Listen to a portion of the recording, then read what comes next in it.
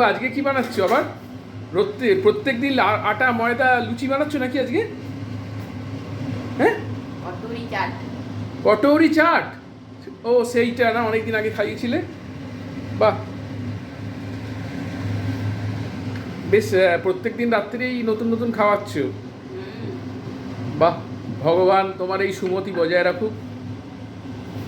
লুচিটা ছাড়ো।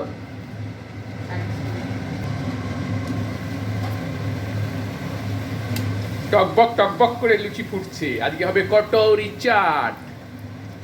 ফুল রেসিপিটা দেখাবো। প্রথমে ময়দাটাকে ভালো করে মেখে লুচি করে নিচ্ছে, তারপরে ময়দা না, ও তাহলে শুধু ময়দা না, তাহলে কি? এর মধ্যে আছে সুজি। আচ্ছা, সুজি। সুজি আর ময়দা। সুজি আর ময়দা করে এরকম লুচি করছে, তারপর দেখতে থাকুন। হচ্ছে কটৌরি চাট। বাবা, সুজি আর ময়দা মেখে লুচি বানানো হলো। তার ভেতরে এবার আলুর পুর, টক জল, দই, এখানে টমেটো সস, এখানে ঝুরি ভাজা দিয়ে একটা উপাদেয় খাবার। এটার নাম হচ্ছে কটৌরি চাট।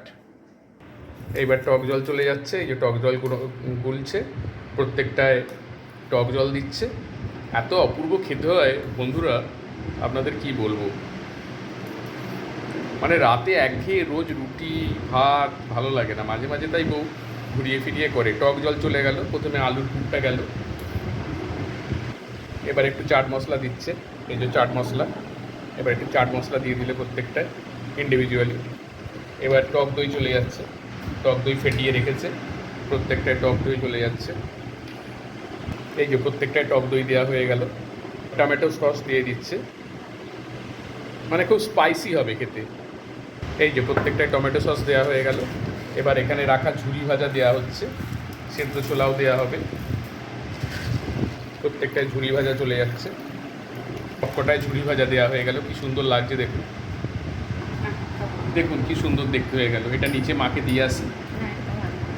আচ্ছা, এটা আমার মায়েরটা এখনো রেডি হয়নি, খেতে থাকি আমরা।